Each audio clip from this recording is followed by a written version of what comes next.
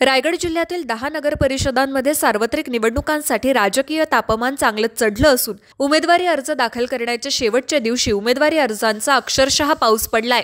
जिल्ह्यातील 217 नगरसेवक पदांसाठी तब्बल 900 अर्ज दाखल झालेत, तर 10 नगराध्यक्ष पदांसाठी 59 उमेदवारी अर्ज दाखल करण्यात आलेत। ही निवडणूक अत्यंत चुरशीची, तिरंगी, चौरंगी आणि काही ठिकाणी 5 ते 6 कोणांची होण्याची शक्यता आहे। खोपोली आघाडीवर, पेण, उरण, कर्जतमध्येही प्रचंड उत्सुकता। 10 नगर परिषदांपैकी खोपोली नगरपालिका उमेदवारांच्या संख्येत सर्वात पुढे आहे। 31 जागांसाठी तब्बल 188 अर्ज दाखल झाले असून तीव्र स्पर्धा अपेक्षित आहे।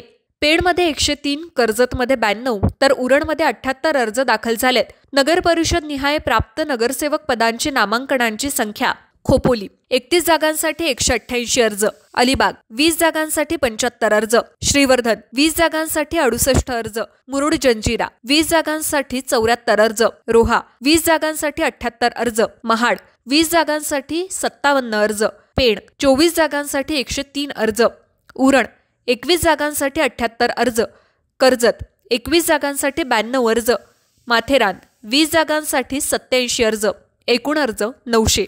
जिल्ह्यातील सर्व नगर परिषदांमध्ये उमेदवारांची उत्सुकता मोठ्या प्रमाणात वाढली असून अनेक ठिकाणी तिरंगी चौरंगी लढतीची शक्यता निर्माण झाली आहे। वाढत्या अर्जसंख्येमुळे अनेक नगर परिषदांमध्ये चुरशीची निवडणूक होणार असल्याचं चित्र स्पष्ट झालंय। रायगडमध्ये सत्ता स्थापनेसाठी 2 प्रमुख आघाड्या आमने-सामने आल्या आहेत। दोन्ही आघाड्यांमध्ये शेवटच्या क्षणापर्यंत ताणतणाव, चर्चा आणि सौदेबाजी सुरू होती। काही नगर परिषदांमध्ये आघाड्या जुळल्या तर काही ठिकाणी स्वतंत्र लढाईचा निर्णय घेण्यात आला।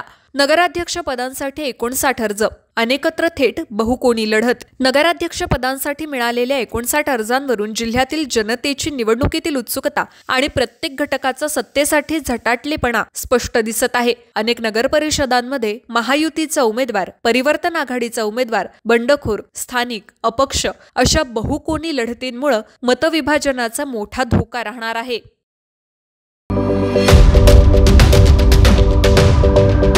YouTube वर सुद्धा रायगड टाइम्स सर्च करा आणि पहा रायगडच्या कानाकोपऱ्यातील प्रत्येक बित्तम बातमी।